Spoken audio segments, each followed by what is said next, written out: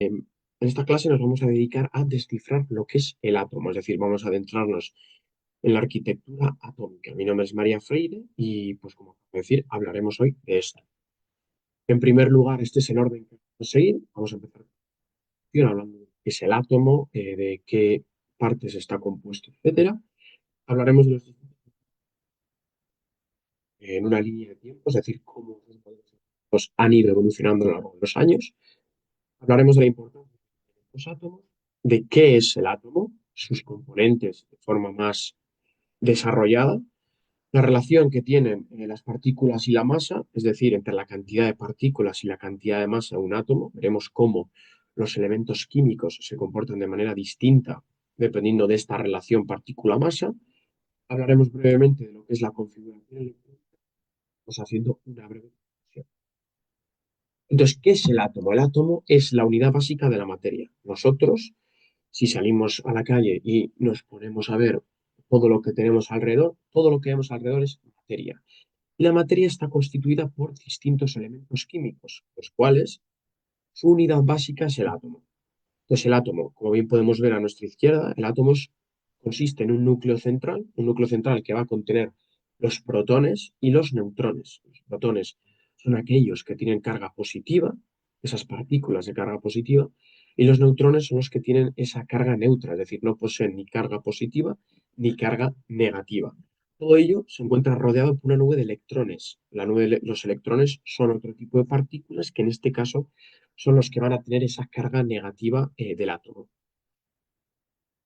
Como hemos dicho antes, los elementos químicos están formados por átomos y por lo tanto la interacción de estos átomos es la que va a hacer que un elemento químico tenga una propiedad u otra y además estas combinaciones de átomos son las que van a diferenciar unos elementos químicos de otros.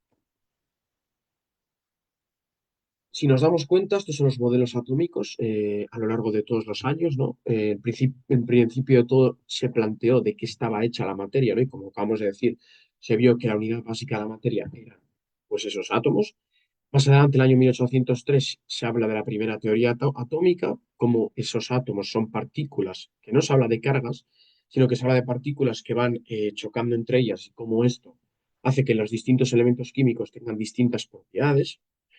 Más adelante se hace el descubrimiento del electrón, es decir, ya teníamos los protones con carga positiva y aparecen los electrones, que son los que tienen esa carga negativa. Y esta fusión de las cargas positivas y las cargas negativas es lo que hace que estos átomos pues vibren y se muevan, ¿no? Por la interacción entre estas partículas. Más adelante, en el año 1911, se vio el modelo planetario, es decir, un modelo en el que, como bien podemos ver aquí abajo, eh, tenemos el núcleo, en este caso formado por protones y por neutrones, y vemos cómo los electrones orbitan alrededor de ese núcleo, ¿no? Más adelante, unos años más tarde, se vio los electrones saltarines, como estos electrones pues, podían ir cambiando de órbita y podían moverse alrededor del núcleo sin ningún tipo de problema. El año más adelante se vio el modelo en el cual los electrones ya estaban dispersos totalmente por todo el átomo y además estos tenían un tamaño mucho menor que los protones y los neutrones. Y después tenemos el modelo atómico. Los electrones poseen su propia órbita y solo se mueven alrededor de esa órbita. Al mismo tiempo vemos cómo los protones y los neutrones se encuentran en el interior del núcleo. Entonces, ¿cuáles son los componentes de estos átomos? Entonces, en primer lugar, tenemos la nube electrónica. La nube electrónica es la región alrededor del núcleo donde se encuentran los electrones en órbita. Es decir, como podemos ver, el segundo componente son los orbitales atómicos, es decir, cada electrón va a seguir un orbital distinto, pero todos esos orbitales forman la nube electrónica. Es decir, la nube electrónica es todo el espacio del átomo que va a estar recorrido por electrones. Después tenemos los orbitales atómicos, que son las regiones tridimensionales donde es más probable encontrarse un electrón. Es decir, son esas trayectorias que siguen los electrones. Y después tenemos el electrón como tal, es esa partícula subatómica con carga negativa que se encuentra alrededor del núcleo, es decir, esta no se encuentra en el núcleo. Y después tenemos el neutrón, como hemos dicho, partícula que se encuentra al interior del núcleo y que no tiene carga ni positiva ni negativa, esta se encuentra junto con los protones. Tenemos el núcleo atómico, que está formado por tanto por los protones como por los neutrones, y en este caso, pues evidentemente este núcleo atómico va a estar cargado positivamente, porque tenemos partículas de carga positiva y partículas sin carga. Por lo tanto, por lo tanto, em, este núcleo va a estar cargado positivamente. Y finalmente tenemos los protones, que son esas partículas que le dan la carga positiva al núcleo. Relación de la masa electrón, perdón, protón-electrón. En este caso, ¿cuál es la relación masa electrón-protón? Protón-electrón. Pues en este caso va a ser la relación de las cargas positivas y la relación de las cargas negativas. En primer lugar, tenemos bueno, también se le puede denominar REM. Entonces, en este caso, en primer lugar, tenemos comparación de masas. La relación de masa protón-electrón indica que los protones y los neutrones son mucho más masivos que los en un átomo. Por ejemplo, esta es la que nos va a hacer ver si un átomo está más cargado positivamente o más cargado negativamente, dependiendo de la proporción que haya entre electrones y los protones, que son, como ya sabemos, las partículas que dan carga positiva y negativa a los átomos. En segundo lugar, tenemos el impacto en la masa atómica. La masa de electrones es insignificante en comparación con la de protones y la de neutrones, lo que determina mayoritariamente la masa atómica. Y finalmente, esta relación de la masa entre el protón y el electrón también tiene un efecto en las propiedades químicas del elemento. ¿Por qué? Porque influye en las propiedades químicas, ya que afecta a la atracción de electrones por el núcleo y por ende la reactividad de los enlaces químicos.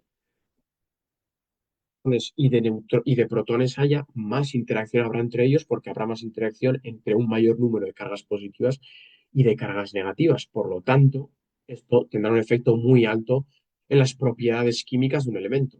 Tendremos elementos con muchísima actividad y otros elementos con mucha menor actividad. Por supuesto, los elementos con menor actividad serán aquellos que presentan una relación masa protón-electrón mucho menor. ¿Qué es la configuración electrónica? La configuración electrónica es la disposición de electrones en órbita alrededor del núcleo. Es decir, la configuración electrónica va a estar delimitada por la cantidad de electrones que se encuentren alrededor del núcleo del átomo.